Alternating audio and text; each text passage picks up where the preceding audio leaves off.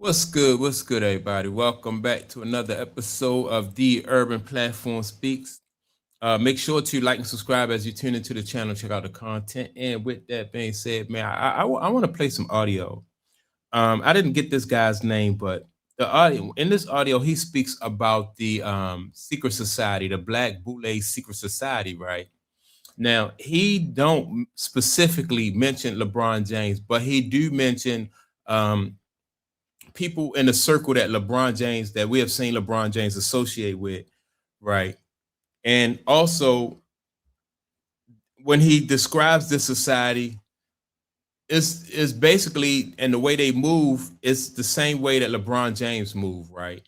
And so in my opinion, this is proof that LeBron James is also a part of this society and is a gatekeeper for the NBA. You know, when we think about how LeBron James is as far as making other players scapegoats and firing coaches, and some of the moves that LeBron James make around the NBA. This these explanations and the way that this league move, or these people move in this society, just proves that LeBron James is a part of that society. LeBron James is a gatekeeper for the NBA, and so what I'm gonna do, I'm gonna play the audio, and I'm gonna come back, and I'm gonna give my reaction. Now, to your listeners, the Boule Secret Society is a Black Skulls and Bones organization that started on May 15th, 1904 in Philadelphia, Pennsylvania. 1904. 1904. Philadelphia, Pennsylvania. Where's LeBron James currently playing at? You know what I mean? So, with Rockefeller money. Of course. Through John D. Rockefeller. And it was John D. Rockefeller who created the term the talented 10th, that 1 out of 10 African-American men and women would be chosen by the system in order to represent not the masses of Black people or the Black diaspora, but to represent the system that has put them into an enslavement to this very day. It's basically what he is describing is tokenism, right? If you see a handful of Black people make it, or it appears that a handful of them has made it, then that means everybody is striving to be like that talented 10th, or that top 10th that this man is talking about, right? And so they'll shoot for that, and that's how you control the masses, because everybody is trying to be trying to be in that top 10th. So the Boule Secret Society actually goes back nearly 5,000 years during Greek antiquity, even going up to the time of Aristotle, Plato, and Socrates. So the term Boule is a Greek Hellenistic term, meaning they are the advisors to the king. They protect the crab barrel system. They're not the masters of the crab barrel, but they are the Boules, the foremans of the crab barrel. So the term Boule simply means they are the guardians. Hence gatekeepers, right? So when you watch how, like I say, like LeBron James move throughout his NBA career, he's operated like a gatekeeper. Like people for a while, and it's starting to change now that LeBron James is getting towards the end of his career. But for a long time, people was afraid to even speak up against LeBron James because of the power and the leverage that was given to LeBron James.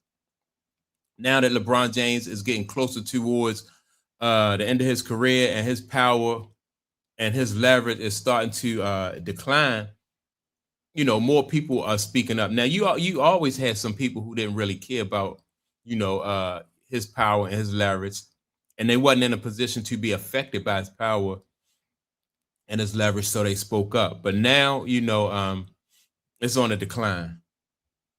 Gatekeepers of the Greek Parliament. Again, this is going back nearly 5,000 years. And so the Greek Hellenistic Society, and later the Roman Empire, had chosen unique men and women out of a nation that we call Africa today. And a lot of people don't know this, but as a quick side note, the term Africa is not the name of the original continent. It is not. The name of the original continent, the mother continent, is called Alkebulan, right? Capital Alkebulun, Alkebulan. It means, it's a Coptic word meaning the Garden of Eden. So Alkebulan was changed by a 5-star Roman general by the name of Leo Scipio Africanus, who during the Second Punic War in 202 BC defeated Hannibal in Carthage, which is present-day Libya and Tanzania, and changed the name of the continent from Alkebulan, which is actually a Coptic term meaning the Garden of Eden, to Africanus, which is Africa today. And later on in history, there was a second man by the name of Leo or Louis Africanus, whose real name was Abin Muhammad Hassan, who was born in Granada, Spain in 1494, whose family was amongst the first slave traders who occupied all of Western, not just Western Spain, but all of what we call Africa today. They were slave traders. So anytime a Roman Empire family or even an Arabic Empire family would conquer a land, many times they would change the name of that land from its original name, like Alkebulan, okay, which means the Garden of Eden, to Africanus, which is Africa today. And 90% of the names of the countries in Africa are named after some Greek, Roman, Portuguese, German, or Dutch family. Mm-hmm. So simply, we've been lied to. Correct. And so the Boule Secret Society, so as we kind of amalgamate the two to one, the ancient Boule Secret Society, their logo, Apollo, is very interesting. A half male, half female, which represents the sexual disorientation of the Boule, okay, in promoting the LGBTQ community to this day.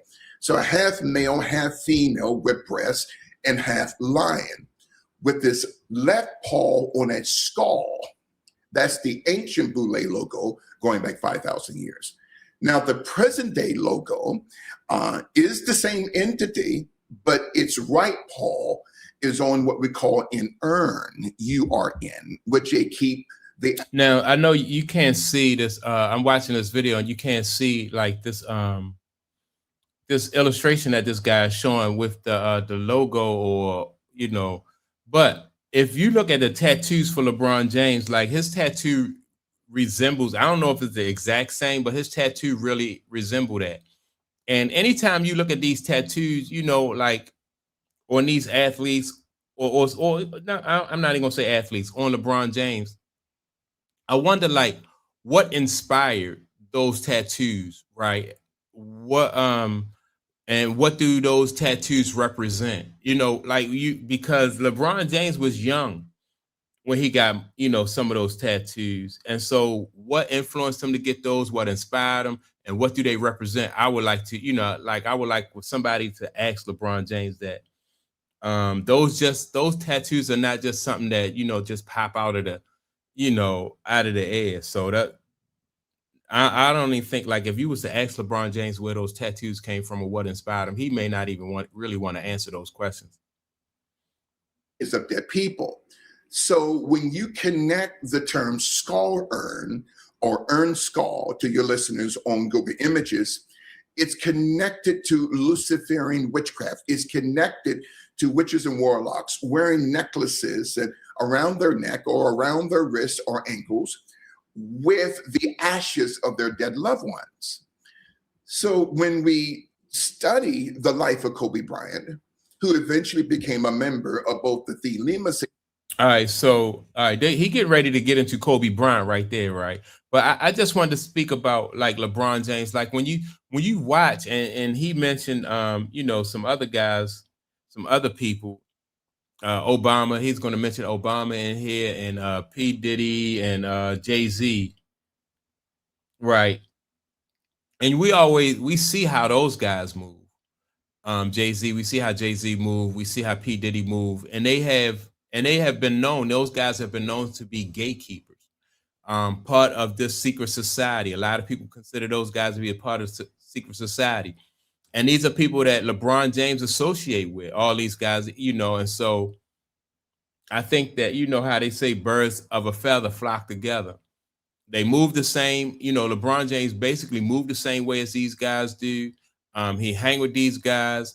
He had a tattoo, you know, tattoos and stuff like that.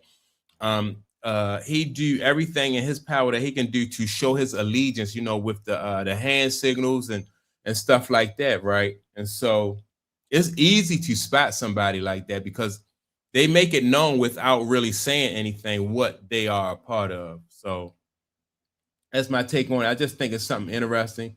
And yeah, you know, just something interesting to keep track of. So make sure to like and subscribe. Also, don't forget to leave a comment. And with that being said, man, I'm gonna check y'all out in the next video. Peace.